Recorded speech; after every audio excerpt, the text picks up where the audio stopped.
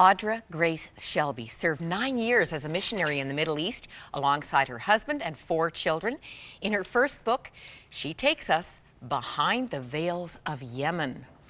Welcome from New Mexico, Audra. Thank you so much, Moira. It's great to be with you. You've been a world traveler in more ways than I could keep track of because you're originally from Alabama. That's right. You left Texas with your family. Right. Initially with 3 children. That's right. And we'll explain that. But first, you're an amazing writer. Oh, thank you. You craft a sentence so beautifully. Oh, thanks. And this story is stunning.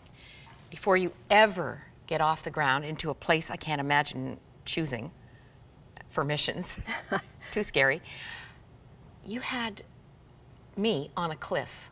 You know, with full eyes. I went to our guesting department. I was stuck right about here, and I had to leave the book for 24 hours. I said, her husband is going to die. He was dying. Yes, he was. From an injection that was supposed to boost his immune system. Yes. For the trip. In the U.S. What happened? Well, it was an amazing time in my life because here I was about to go to Yemen with 3 babies and terrified, very apprehensive. And during the interview process with the International Mission Board, my husband got critically ill to the point where the doctor told me and told him that he was dying and would probably not live to see the morning. And it was a time when I realized all the strength I had in me, you know, all this inner strength we're supposed to have, it wasn't enough, Moira, it wasn't enough. And that took me to my knees crying out, Lord, you know, I can't do this, I can't even pray. And that was when the Spirit of God just came upon me and said, my grace is sufficient for you. It's my power made perfect in your weakness. And in praying in a chapel at the hospital, I literally felt like I was standing before God. And God said, I have heard your prayer.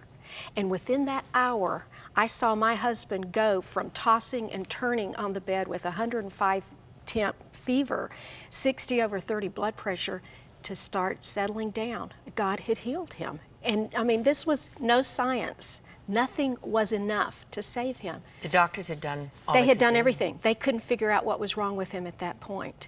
And God healed him. But it showed me more that he is enough. We're not, excuse me, we weren't created to be enough. He is. And he showed me that through the healing, miraculous healing of my husband. And it really equipped me for facing whatever I would with my children. Without a doubt. Now, I just have to say, this isn't the first trauma in your life. No. Your mother died in childbirth when you were 5. That's right. I'm an MK, I'm a missionary kid, and when we were in service in South America, in Ecuador, our first term on the mission field, my mother died in childbirth. Which was tragic. I mean, 5 kids she left behind. The oldest was 7, and the youngest was a newborn. But you know, I got to go back a couple of years ago. Our whole family went back to Ecuador. My father remarried, continued service overseas in the Caribbean, and we got to go back to Ecuador as a family. And I was overcome with seeing an annual mission offering taken up across the country was named for my mother. And we went back seeing work that was just scratching the ground, turned into, that offering supports like 33 churches now in Ecuador. And just to see, you know, it was a tragic circumstance, but so small in the overall picture of what God is doing and who God is and what He's able to accomplish. He's painting on a bigger canvas Absolutely. than we can see. Absolutely. We have to trust that. Yeah, we do. But I still don't get, I mean, I had a roommate in Bible school in England whose goal when she graduated was to go to Yemen. And all of us said, don't do it. Why would you want to go to Yemen? It has to be one of the most, as conservative Islam there, Yes, yes. one of the most dangerous places Yes. to be a Christian. Yeah. And ultimately 4 children. Yeah, well, I mean, I had a good argument with the Lord saying, you couldn't want me to go to this country. You just couldn't want me to do it. And God made it very clear it was obeying or not obeying. He made it clear what He wanted me to do. And I had to unclench my teeth and ungrip my fists and say, okay, Lord, I'll go to the utter ends of the earth, you know, even if it's a place from Yemen. But it was after I had obeyed and said, I'm willing to go, that we went through this experience with my husband, and he affirmed, I'm going to be enough for you over there. Beautiful. So, what was the biggest surprise? entering a very different culture. I guess my first surprise was realizing the women. You know, we look at them as these black shrouded blobs walking along the street, but they're women with a heart that loves fashion, that loves makeup, that loves jewelry. They only wear all these coverings when they're outside in public. When they're together among themselves, they literally let their hair down. I mean, off comes the covering, and underneath are beautiful clothes and makeup and jewelry. Yeah. I mean, just especially bling, bling. Yes. You know, well, even with the Balto, you know, their outer coverings, there's a style every year. We look at it as just black covering, but for them, there's a new style every year. Sometimes it opens down the side, sometimes the middle. One year it was fake fur trim, and we're living in an area where it was 120 degrees Fahrenheit in the summer, and it's fake fur trim, but they're women. You know, they love fashion as much as we do. This is really surprising. We need the camera to go in and see the detail that you won't see in news footage. There is, that looks like beautiful fabric too. Yes. Can you see the bling on there? And the embroidery, it's very pretty. And in this country, it's 3 pieces, am I right? It is. In Yemen, it is 3 pieces. It's the burqa, which is a veil that actually covers their face. It's the hijab, which is the headscarf that they wear to cover their hair, because they do not uncover their hair in front of any man that's not their brother, father, or husband. And then the balto is the outer cloak, because they will not show their arms or legs, or actually their figure, out in public. Now, am I right that you can't wear makeup unless you're married? That is supposed to be the way it is, yeah. Now, they make exceptions at weddings, you know, or at the 7-day party after a baby's born, and it's a special time when they allow the girls to wear makeup. But yes, girls are not supposed to wear makeup or perfume until they're married. And the northern women look down upon the southern women because they see them as less devout, less pious, because they don't wear the face covering? A lot of the women of the South and in the villages do not veil their faces.